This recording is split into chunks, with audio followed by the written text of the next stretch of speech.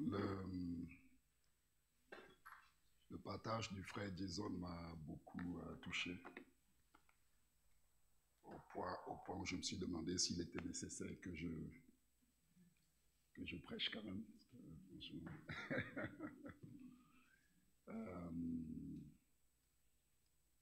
Mais du coup, je vais essayer de faire très court. Je pense que, en plus, il a touché au cœur de ce que je voulais apporter. Donc, je vais essayer de faire un court pour que vous gardiez en tête ce qu'il a apporté tout à l'heure. Merci, Jason. Merci, Seigneur. Tu es merveilleux, Seigneur.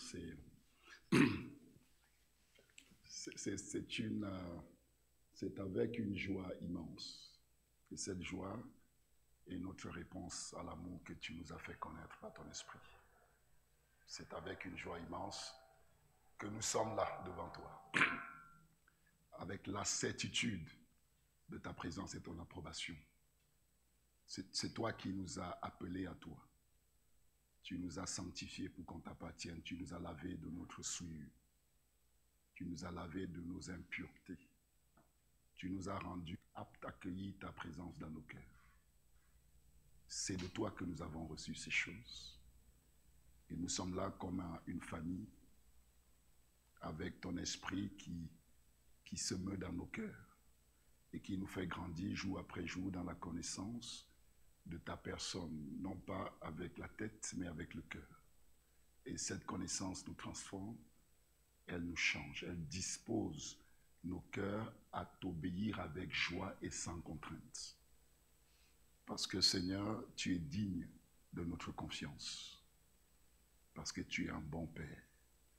Je demande, Seigneur, que tu continues à parler à nos cœurs à travers ce temps de prédication, que ce soit toi qui parles à chacun, et quand tu parles, agis dans les cœurs.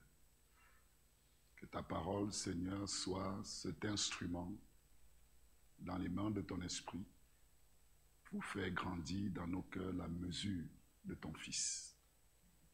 Dans le nom de Jésus, j'ai prié. Amen. Amen. Alors, on a, la semaine dernière, notre frère Epiphanio nous a exhorté sur la beauté de l'Église. J'ai plus en tête le titre exact. Église, beauté parfaite, quelque chose comme ça. Non? Je ne suis pas le seul. Mais c'est la beauté. Ce qu'on retient, c'est que l'Église est belle. Et la raison pour laquelle l'Église est belle, c'est parce que l'Église est l'œuvre du Christ. Ouais. C'est l'œuvre du Christ. Et je vais parler de l'unité de l'esprit, conserver le lien de la paix. Okay. Pourquoi je parlais de l'unité de l'esprit?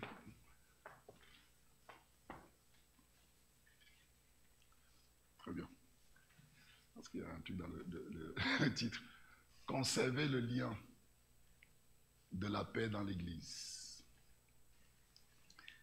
Et en fait, c'est dans la suite de ce qui a été apporté déjà par notre frère, mais j'aimerais l'amener dans le vivre ensemble dans l'Église et montrer comment Jésus a pourvu pour que la communion fraternelle soit une possibilité. Et là où je rejoins ce que disait Jason, c'est qu'il y a une façon de se reposer dans l'œuvre du Christ, dans la manière dont on vit la communion fraternelle. Ouais. Il disait qu'il y avait deux options, c'est d'essayer par nous-mêmes, en fonction de nos affinités, en fonction de notre humeur, en fonction de nos préférences, d'essayer par nous-mêmes de construire la manière dont on va interagir avec les frères et sœurs dans l'Église, ou alors de faire confiance au plan de Dieu et de l'accueillir. Et de l'accueillir. Parce que ce plan, c'est le Saint-Esprit qui le déploie dans nos cœurs. Ouais. Donc c'est sous cet angle-là que je vais... on va prendre quelques passages, les commenter, et puis on s'arrêtera pour prier. Alors, si on peut prendre Éphésiens, chapitre 4, versets 1 à 3, prêtez attention à la lecture. Les apôtres, lorsqu'ils écrivent ces lettres, on est au début de l'Église. Et comme j'ai souvent coutume de dire, ils sont les premiers à avoir marché avec Dieu de cette façon, à la suite de la glorification du Seigneur Jésus. Une réalité nouvelle s'est ouverte. La façon de comprendre l'Ancien Testament a radicalement changé pour les apôtres.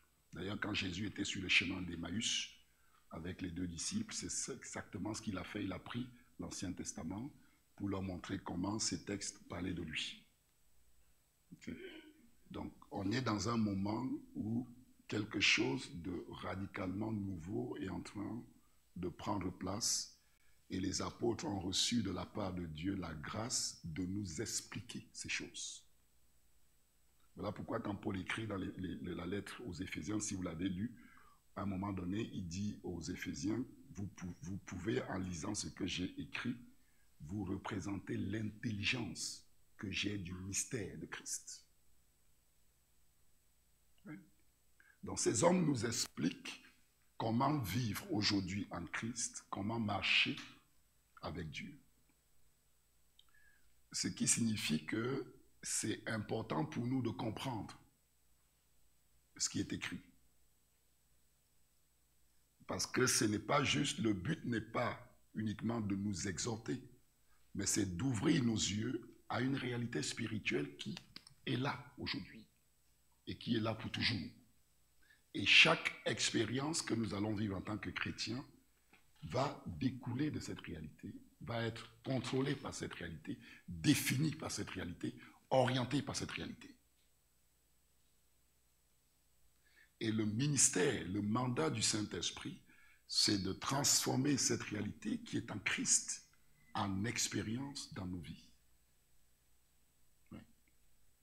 Donc pour ça, pour dire que lorsque la Bible nous présente des faits spirituels, prêtons attention à ce qui est écrit, parce que ça concerne tous les aspects de notre vie au quotidien. Parce que lorsqu'on est en Christ, on appartient à Dieu et notre vie prend une signification différente. Si je suis conscient de la nouvelle signification de ma vie en tant que chrétien, je m'aligne à cette signification et je marche. Si je ne suis pas conscient, je vais continuer à marcher d'une façon qui est contraire à ma réalité et ça va affecter tous les aspects de ma vie. Comme quelqu'un qui roule à contresens. Ouais. Donc c'est pour ça que c'est important. Dans ce passage, il nous dit quoi? Dans ce passage, il est dit, je vous exhorte donc, moi, le prisonnier dans le Seigneur, à marcher d'une manière digne de la vocation qui vous a été adressée. Donc Paul est en train de dire qu'il y a une façon, Dieu vous a appelé.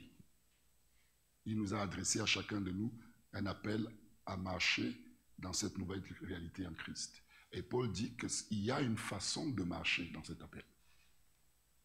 Et il dit, je vous exhorte à marcher d'une façon qui est digne de l'appel que vous avez reçu. Ouais. Il y a une façon de marcher, de répondre à cet appel-là. Et il dit, en toute humilité et douceur, avec patience, vous supportant les uns les autres avec charité, donc avec amour, vous efforçant de conserver l'unité de l'esprit par le lien de la paix. Remarquez que tout de suite, Paul décrit cette réalité comme la communion fraternelle. Ce qu'il décrit là, c'est une vie vécue avec les autres. Parce que c'est à cela que Dieu nous appelle.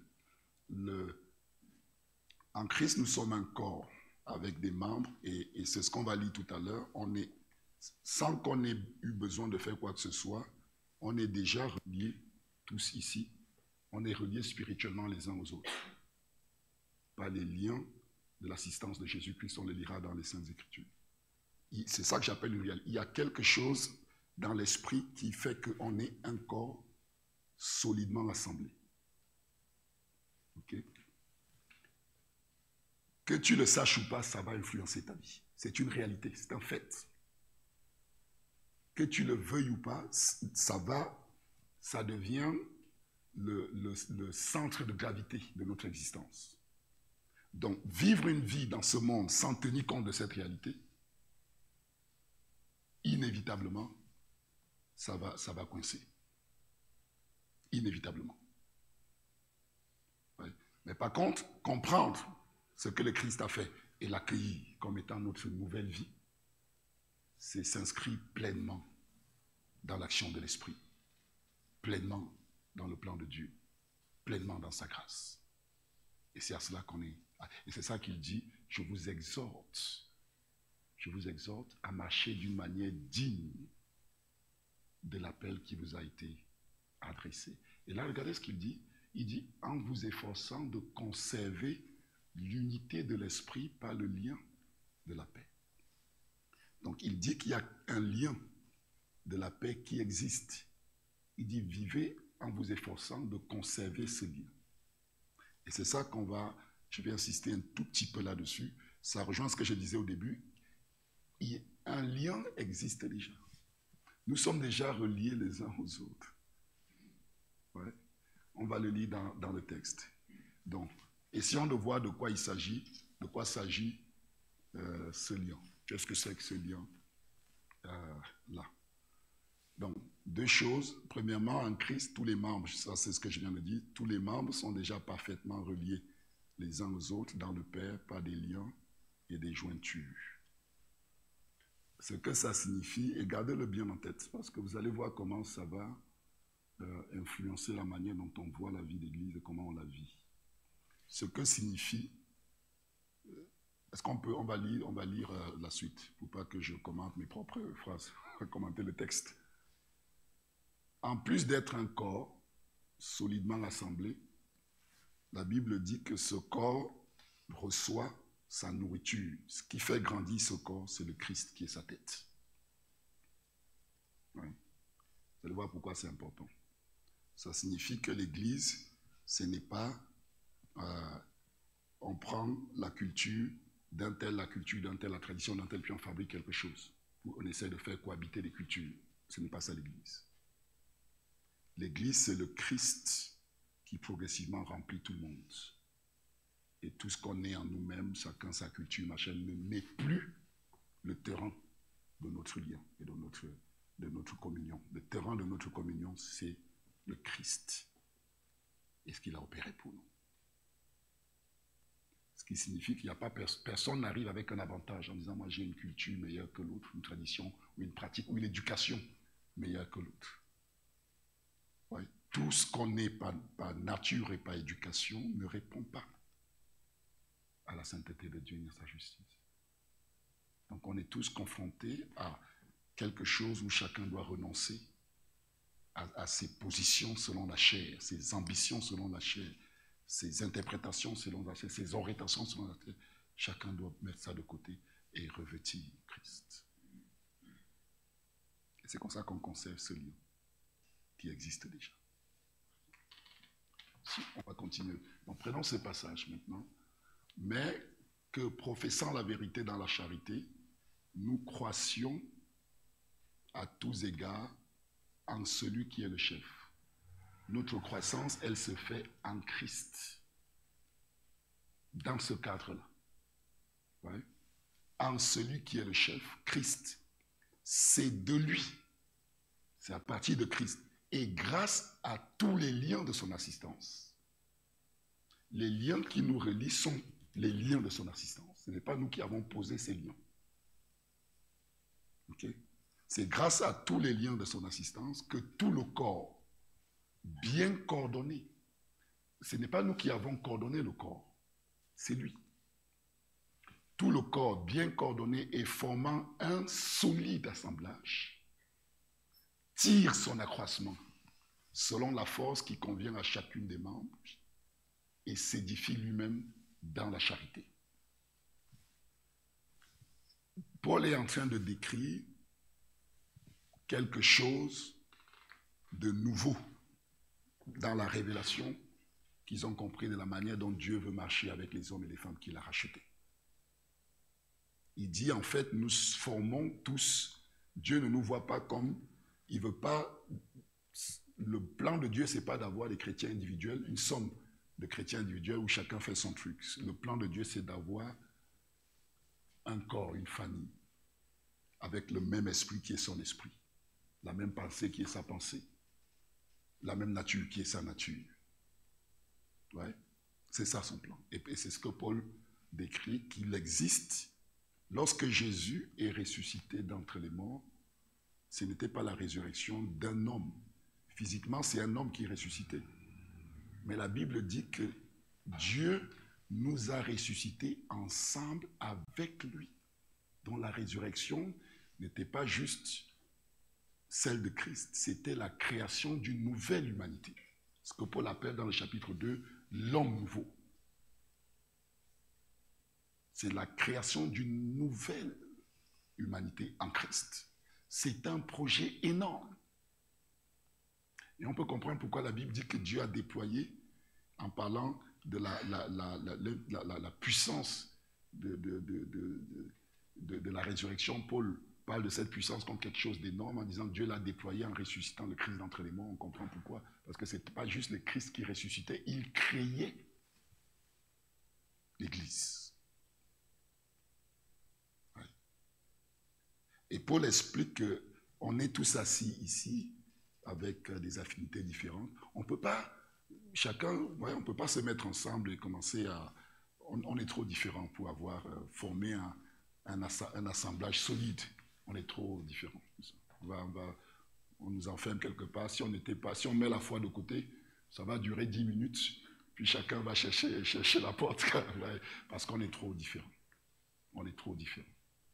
Mais Paul nous présente qu'il y a une réalité spirituelle nouvelle dans laquelle on est déjà en parfaite union, où il n'y a plus de différence. Mais ce n'est pas en nous, mais en Christ. Ouais.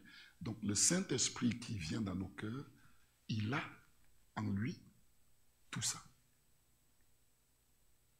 Ouais. Donc quand l'Esprit travaille dans mon cœur, il ne travaille pas que moi personnellement. Il travaille aussi une dimension collective. Il travaille une dimension collective. Parce que c'est ça le projet de Dieu. Est-ce qu'on peut prendre un Colossiens, regardez Colossiens qui dit à peu près la même chose, chapitre 2, versets 18 à 19. Qu'aucun homme, sous une apparence d'humilité ou pas un culte des anges, ne vous ravisse à son gré le prix de la course, tandis qu'il s'abandonne à ses visions et qu'il est enflé d'un vain orgueil par ses pensées charnelles, sans s'attacher au chef. Donc là, Paul met en garde l'église de Colosse, parce qu'il y avait des enseignements qui voulaient montrer une autre façon de vivre et de croire en dehors de Christ. Et Paul, dans les lettres aux Colossiens, établit qu'il n'y a pas, Christ est tellement suffisant, tellement complet qu'il n'y a pas besoin, il n'y a rien d'autre. Il n'y a pas besoin d'aller chercher d'autres visions, d'autres philosophies. Christ est la plénitude de ce que Dieu a à nous donner. C'est ça, c'est dans cet esprit-là qu'il écrit ça.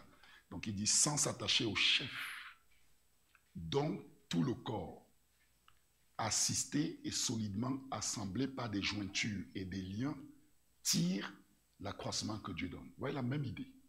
Le corps est déjà assemblé par des jointures et des liens. Et Paul dit, je vous exhorte à conserver ces liens. Pas à les créer, parce qu'ils existent, mais à les conserver. Et on va voir comment on les conserve, ces liens. Ok? Mais qu'est-ce que ça change, ce que je suis en train de dire? Ce que ça change, c'est que si je me laisse transformer et conduire par le Saint-Esprit, je suis en capacité d'être en communion parfaite avec chacun de vous ici qui est en Christ. Parce qu'on a déjà un lien qui existe. Si chacun de nous, on met de côté notre vieille nature, ce lien va être manifesté. Et tout à coup, c'est pour ça que si tout de suite là on se met à prier ensemble et à partager nos témoignages, tout à coup vous allez avoir l'impression qu'on se connaît depuis, qu'on s'est toujours connu.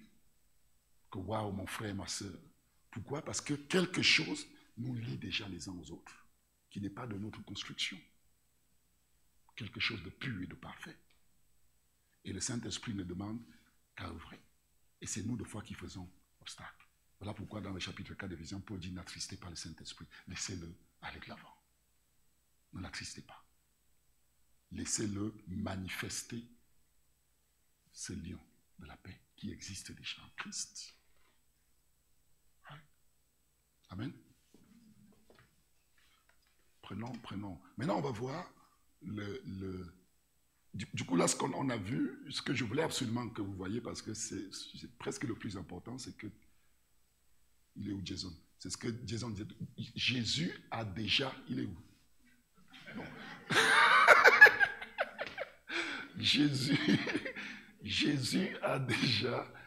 Jésus a déjà accompli ce que nous ne pouvions pas s'accomplir.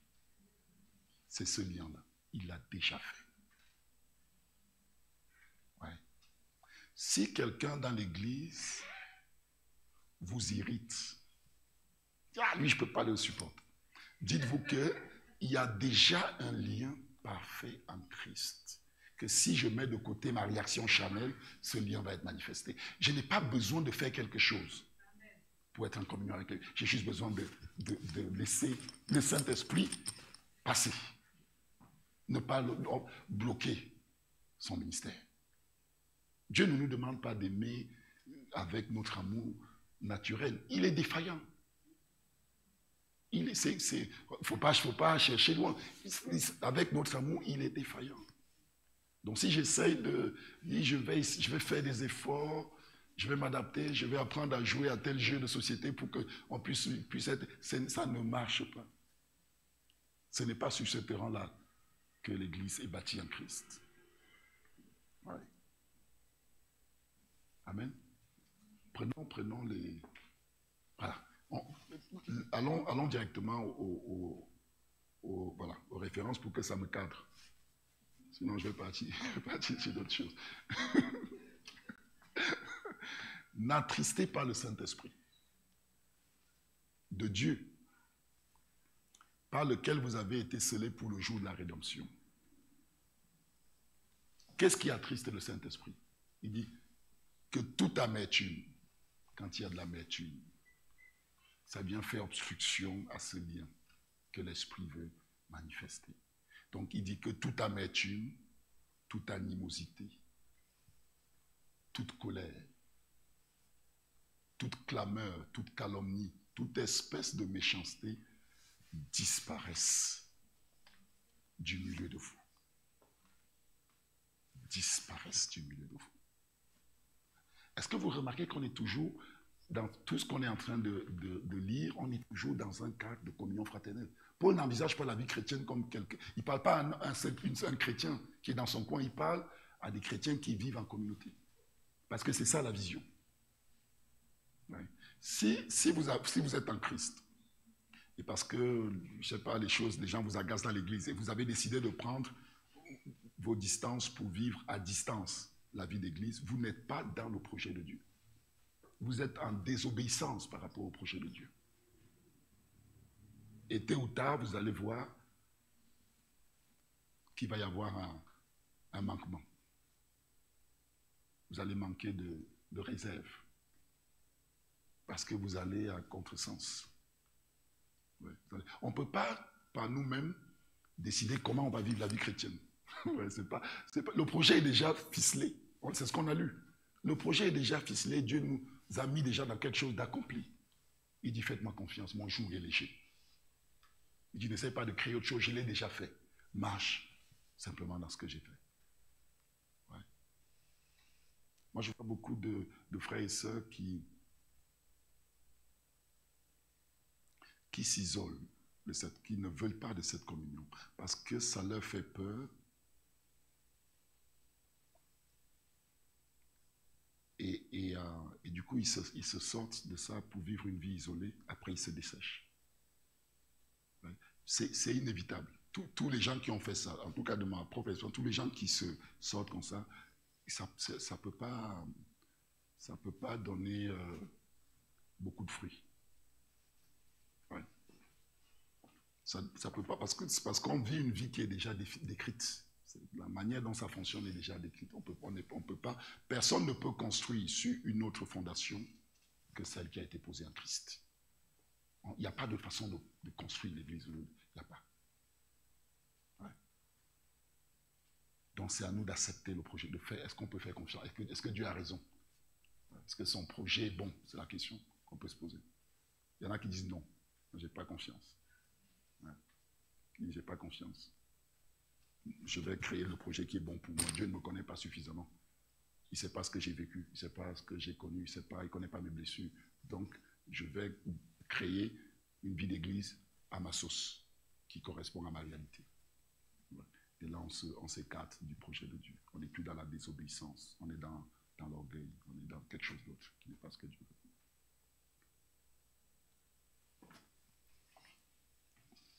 On peut regarder comment Pierre parle de ça. Il dit, ayant purifié vos âmes en obéissant à la vérité, pour avoir un amour fraternel, sincère, aimez-vous ardemment les uns les autres. Aimez-vous ardemment les uns les autres. De tout votre cœur, puisque vous avez été régénérés, non par une semence corruptible, mais par une semence incorruptible, par la parole vivante et permanente de Dieu, puisque vous avez été régénérés. Régénérer signifie, puisque vous êtes nés de nouveau. Hein? Puisque vous êtes rentrés dans ce que Christ a déjà accompli. Il dit, mais la conséquence de ça, c'est aimez-vous ardemment les uns les autres, parce que vous êtes désormais un corps. Ouais. Qu'est-ce qui définit la croissance spirituelle? Qu'est-ce qui fait qu'on peut mesurer que j'avance ou je n'avance pas?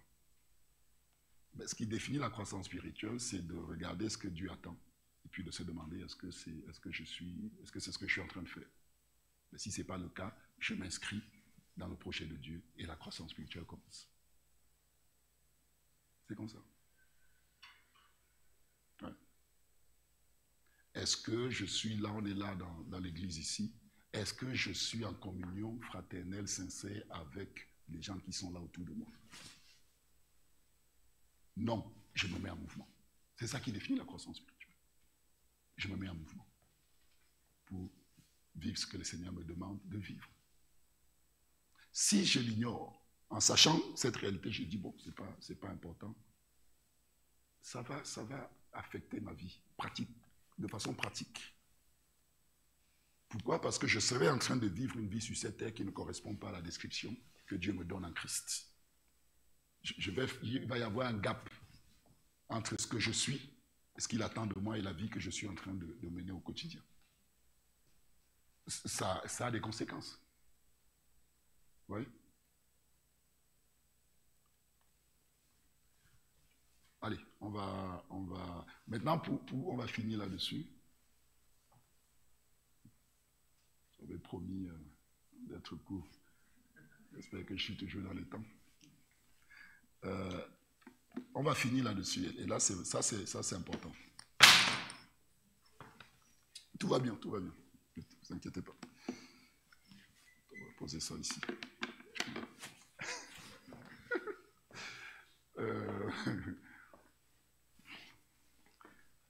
On va regarder là on a parlé le cadre, ce que Dieu attend. J'aimerais finir en expliquant le comment. Comment est-ce que j'arrive à vaincre les vulnérabilités qui m'empêchent de vivre la communion fraternelle? Ça, c'est important. Et ce qui m'intéresse, c'est de savoir, est-ce que Dieu a pourvu pour ça? Est-ce qu'il me demande de le faire avec mes forces? Ou est-ce qu'il a mis en place un système qui fait que c'est possible? C'est ça qu'on va regarder en deux références et puis on va s'arrêter. Mais ça, c'est important. Parce que si on ne dit pas ça, on va se mettre dans une situation où on essaie de faire ce qui est contre nature pour nous. Il y en a qui vont dire, mais c'est plus que c'est au-delà de mes forces, je ne peux pas. Lui, je ne peux pas. Ah, c'est au-dessus de... Si ça se joue à ça, considérons que c'est mort. Voilà, je ne peux pas. Mais regardons ce que, dans sa bonté, Jason disait tout à l'heure, renoncer au vieil homme, se dépouiller du vieil homme et revêtir. Il parlait du vieil Adam et du nouveau Adam. Adam revêtit l'homme nouveau. C'est ça, la clé. Maintenant, regardons ce passage. Regardez ce que Paul dit en Éphésiens. Il dit, mais vous, ce n'est pas ainsi que vous avez appris Christ. Si du moins vous l'avez entendu et si conformément à la vérité qui est en Christ, c'est en lui que vous avez été instruits à vous dépouiller. Paul dit, j'espère que quelqu'un vous a appris à vous dépouiller en Christ. Parce que c'est en Christ qu'on se dépouille. Ce n'est pas dans nos forces, dans nos techniques, dans l'énergie de la chair, en Christ. Ouais. Il dit, j'espère que vous avez été instruits à vous dépouiller en Christ. Et du coup, je vous pose la même question. À vous dépouiller de quoi? À vous dépouiller eu égard à votre vie passée.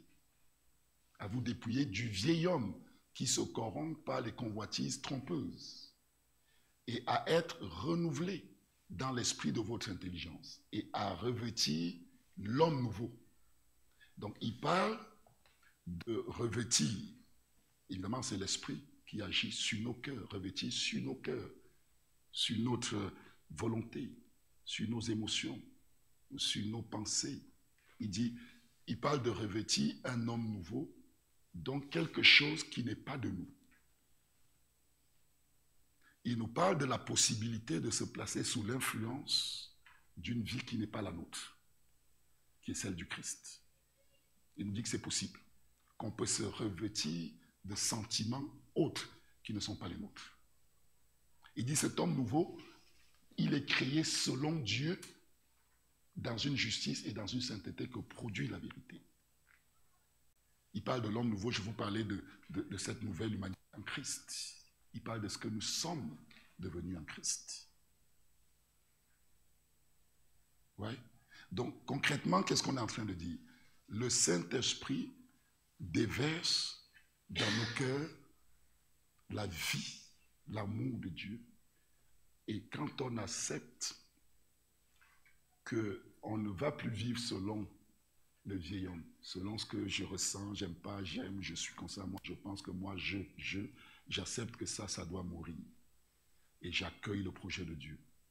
Je dis, Seigneur, j'accueille ta vie, j'accueille ton amour, j'accueille ta patience.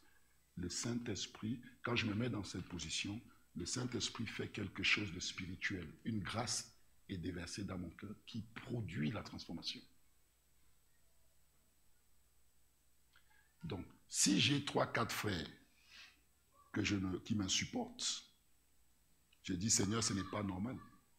Je veux pouvoir être en communion en fraternité avec ces 4-6 personnes. Du coup, qu'est-ce que je fais? Je dis, Seigneur, ces gens-là, je ne les aime pas dans ma chair. Mais en toi, un lien existe qui m'unit déjà à eux. Je veux que ce lien soit manifesté dans mon cœur. Et je renonce au désir de ma chair. Je renonce à ma position charnelle. Viens me renouveler. Vous voyez ce que je veux dire? Viens me renouveler. Faites ça. Au bout d'un moment, vous allez voir que l'amour va jaillir. Quelque chose va se passer dans vos cœurs qui n'est pas le fruit de votre travail, mais qui est la manifestation de ce que Jésus fait dans nos cœurs par son esprit. Voilà de façon concrète et pratique comment on rentre dans cette expérience. Vivons-le, testons-le. Mais il n'y a pas de croissance spirituelle si on ne va pas dans cette direction. On l'a lu. Le corps assemblé solidement tire son accroissement de celui qui est le chef de l'Église en Christ. Il n'y a pas d'autre. La nourriture qui fait grandir l'Église vient du Christ. Ouais. Peut-être le dernière référence. S'il y en a, il y a quelque chose? Ok. Ouais. Mais, par-dessus toutes ces choses, revêtez-vous de l'amour, de la charité. Là, on est encore dans... Le mot-clé ici, dans les deux passages qu'on vient de voir, c'est revêtez-vous. C'est-à-dire qu'on prend quelque chose qui n'est pas de notre nature et on se revêt de ça.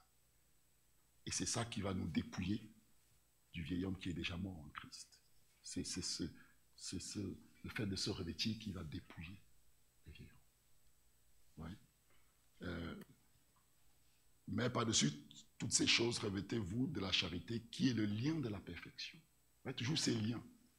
On a vu le lien de la paix. Là, on voit le lien de la perfection. Et tout à l'heure, on a vu que tous ces liens sont les liens de l'assistance de Jésus, par lesquels l'Église est solidement tenue comme un corps. Ouais. Donc, et que la paix de Christ, à laquelle vous avez été appelés, pour former un seul corps, règne dans vos cœurs. Et soyez reconnaissants. Je vous invite à vous lever, si vous voulez bien.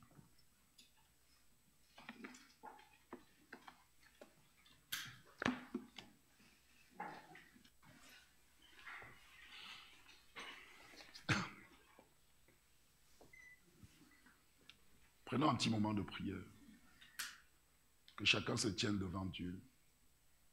Si vous avez, tout à l'heure, je décrivais, voilà, vous êtes dans une situation où, je ne sais pas, vous êtes en conflit, les frères et sœurs vous insupportent et tout ça, vous êtes dans ce truc-là et c'est pas, vous savez que c'est pas bon, ouvrez votre bouche et demandez pardon au Seigneur. Dites au Seigneur, Seigneur, pardon d'avoir résisté. Résister à accueillir ton projet. Résister, Seigneur, à me conformer à ton plan. Pardon, Seigneur. Pardon d'avoir résisté.